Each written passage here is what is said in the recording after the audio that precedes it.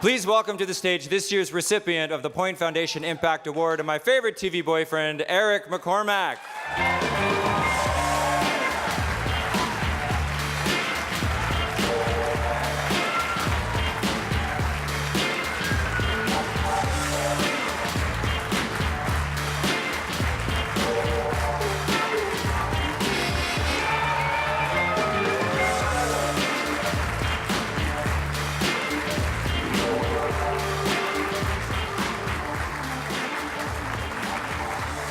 Thank you.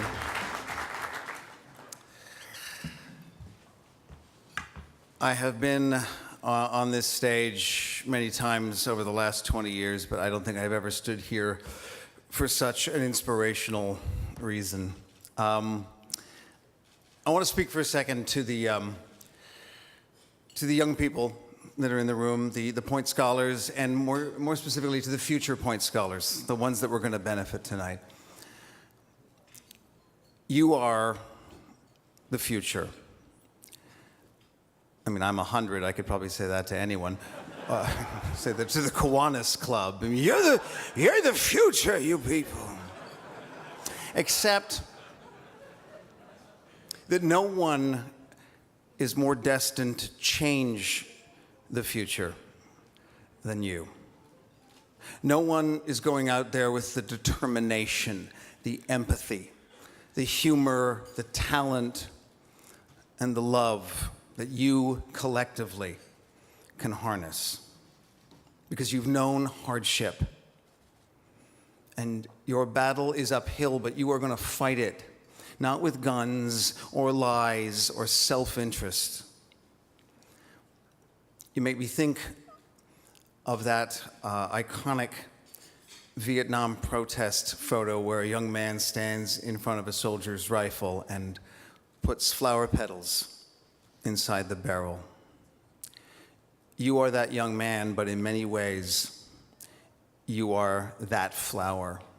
You are the beautiful spirit in the line of fire, enduring the elements and coming out stronger and even more beautiful. Together, you are a fist.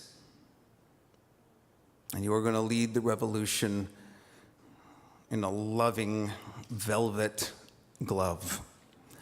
Like a really nice, soft, like an expensive glove. Like a really, but tasteful, pastel, perhaps nothing gaudy, nothing gaudy. This means a lot to me. And not just for the reasons you might think. As you heard me say in the video, I was called a fag and many other names from a very early age. I guess because I played a lot on my own. I don't know. I wore a lot of velour, but that was the 70s. Everyone did. That wasn't weird. When I finally found a best pal in 3rd grade, our close friendship was so confusing to everyone, it was so threatening, that one day in 6th grade, my friend Bill and I, we were grabbed by 2 guys. I was grabbed by a girl, but she was really, really strong. And the class clown married us in front of the whole schoolyard. Now, I know that's a fraction of what some of the young people in this room had to endure on the road to this room, but it will always be a source of strength for me. A reminder that what doesn't kill us makes us fierce. And I like to believe that those 12-year-old assholes that stood around laughing, 40 years later, every Thursday, their spouses are like, Mike, Will and Grace is starting. Come on, honey. Yes, dude.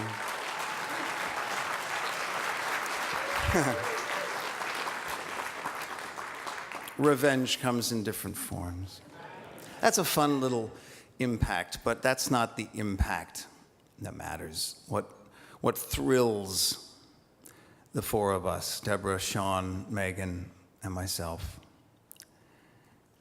is that for 20 years, young people, gay, lesbian, trans, queer, have written to us or come up to us in the street and said, your show made this just a little bit easier. I could laugh with my mom. I could talk to my dad. I could know that I'm not alone. I am a beautiful human being. I have friends, and my future is bright. And if a TV show can do that, then that's what I was put here to do. I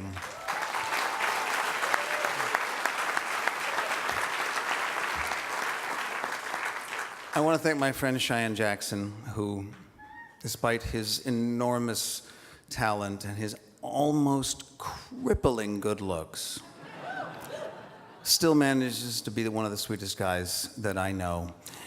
And he is a damn good kisser, so just that.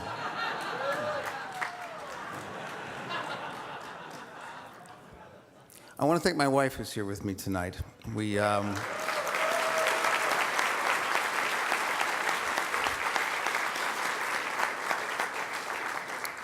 married 6 months before my first audition for the role of Will Truman. She's been part of this whole journey. She delivered meals for Project Angel Food before she sat on the board at Project Angel Food. And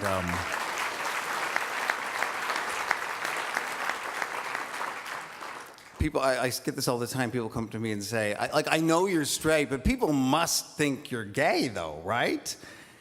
And I say, well, I know my wife is still on the fence.